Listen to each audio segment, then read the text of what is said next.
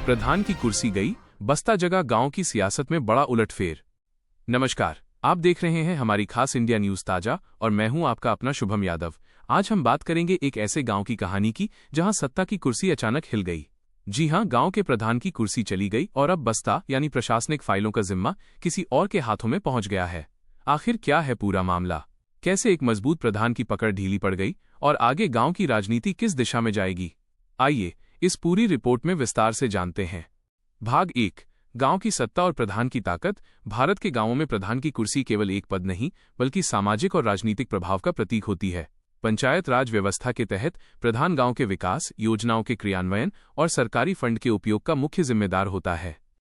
जब कोई व्यक्ति प्रधान बनता है तो उसके हाथ में कई महत्वपूर्ण अधिकार आ जाते हैं।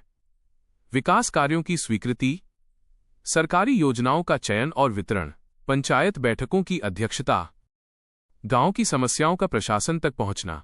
ऐसे में प्रधान की कुर्सी जाना किसी छोटे बदलाव की तरह नहीं बल्कि पूरे सत्ता संतुलन के बदलने जैसा होता है।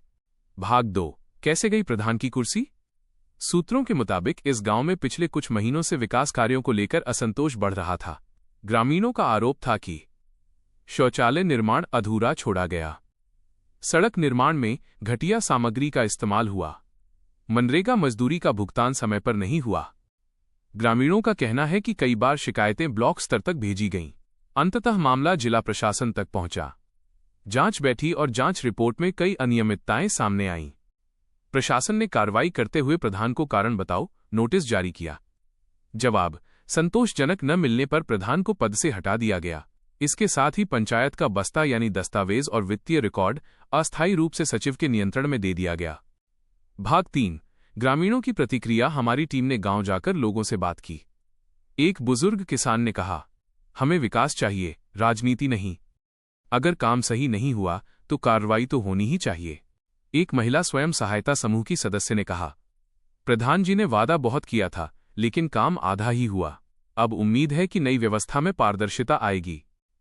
हालांकि प्रधान के समर्थक इसे राजनीतिक साजिश बता रहे हैं। उनका कहना है कि विरोधी गुट ने मिलकर प्रशासन पर दबाव बनाया। भाग 4, क्या ये राजनीतिक साजिश है? गांव की राजनीति अक्सर 2 या 3 गुटों में बंटी होती है। पंचायत चुनावों के दौरान जो प्रतिस्पर्धा होती है वो कई बार पूरे कार्यकाल में बनी रहती है। ये भी संभव है कि विरोधी गुट ने शिकायतों को हवा दी हो, लेकिन प्रशासन का दावा है कि कार्रवाई केवल जांच रिपोर्ट के आधार पर हुई है, न कि किसी राजनीतिक दबाव में। भाग 5, आगे क्या होगा? प्रधान को हटाए जाने के बाद अब 2 संभावनाएं हैं। 1, अंतरिम व्यवस्था में सचिव या ब्लॉक अधिकारी पंचायत का कार्यभार संभालेंगे। 2, यदि नियमों के तहत आवश्यकता हुई तो उपचुनाव कराए जा सकते हैं। गांव के विकास कार्य फिलहाल धीमी गति से चल रहे हैं क्योंकि नई स्वीकृतियां रोक दी गई हैं, लेकिन प्रशासन का कहना है कि जरूरी योजनाएं प्रभावित नहीं होंगी। भाग 6, पंचायत राज व्यवस्था की चुनौतियां। भारत में पंचायत राज व्यवस्था को मजबूत करने के लिए 73वें संविधान संशोधन के तहत अधिकार दिए गए थे। इसका उद्देश्य था स्थानीय स्तर पर लोकतंत्र को मजबूत करना, विकास योजनाओं का विकेंद्रीकरण, जनता की भागीदारी बढ़ाना। लेकिन कई बार पारदर्शिता की कमी, भ्रष्टाचार के आरोप और राजनीतिक खींचतान व्यवस्था को कमजोर कर देते हैं। भाग 7, क्या बदल पाएगी नई व्यवस्था? गांव के युवा वर्ग की उम्मीद है कि अब डिजिटल रिकॉर्डिंग होगी, भुगतान सीधे बैंक खातों में होगा, ग्राम सभा की बैठकें नियमित होंगी। यदि प्रशासन सख्ती से निगरानी करता है तो यह बदलाव गांव के लिए सकारात्मक साबित हो सकता है। भाग 8, विशेषज्ञों की राय। राजनीतिक विश्लेषकों का मानना है कि पंचायत स्तर पर जवाबदेही बढ़ाना बेहद जरूरी है। उनका कहना है, ग्राम पंचायत लोकतंत्र की नींव है।